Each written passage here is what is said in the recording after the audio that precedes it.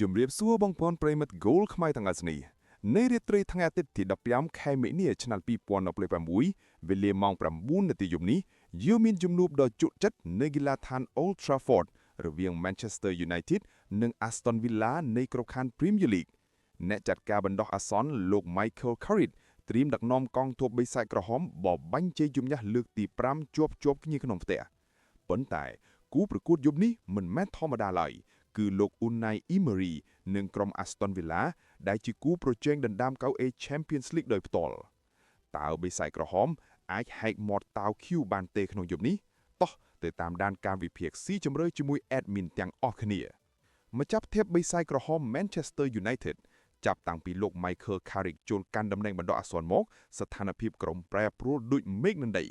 ពួកគេឈ្នះ6ក្នុងចំណោម8ប្រកួតចុងក្រោយហើយបច្ចុប្បន្នហក់ឡើងទៅឈរលេខ3ក្នុងតារាងនាំមុខ Liverpool 3ពិន្ទុ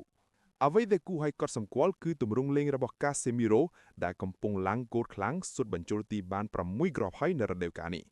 ទោះបីជាទើបតែភ្លាត់ចាញ់ Newcastle 2-1 កាលពីសប្តាហ៍មុនក៏ពិតមែនប៉ុន្តែការលេងនៅ Old Trafford គឺ Man U រឹងមាំណាស់ដោយឈ្នះ4ប្រកួតជាប់គ្នាក្នុងលីកសុទ្ធបាន9គ្រាប់និងរបូតត្រឹម3គ្រាប់ប៉ុណ្ណោះ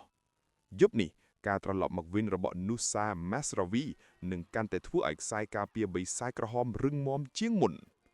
ញាក់មកមើលក្រុមភ្ញៀវ Aston Villa ពួកគេទើបតែទទួលបានកម្លាំងចិត្តពីពានរង្វាន់អឺរ៉ុបក្រោយឈ្នះ Lille 1-0 កាលពីយប់ថ្ងៃប្រហោះតាមរយៈគ្រាប់បាល់របស់ Ollie Watkins ប៉ុន្តែបញ្ហាធំរបស់ Villa គឺការអស់កម្លាំងនិងទម្រង់លេងក្នុងលីកដែលកំពុងធ្លាក់ចុះ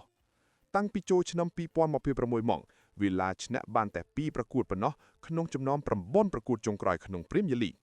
លើពីនេះទឹកដី Old Trafford ហាក់ដូចជាសុបិនអាក្រក់សម្រាប់លោក Unai Emery ព្រោះប្រវត្តិមកលេងនៅទីនេះ6ដងចុងក្រោយគឺ Villa ចាញ់ដល់ទៅ5ដងបាត់ទៅហើយគួរផ្សំនឹងការបាត់បង់សសរគ្រឹះតំបន់កណ្ដាលដូចជា Tielemans និង Camara ទេនោះយប់នេះតាវខៀវពិតជាជួបការលំបាកខ្លាំងមែនទែន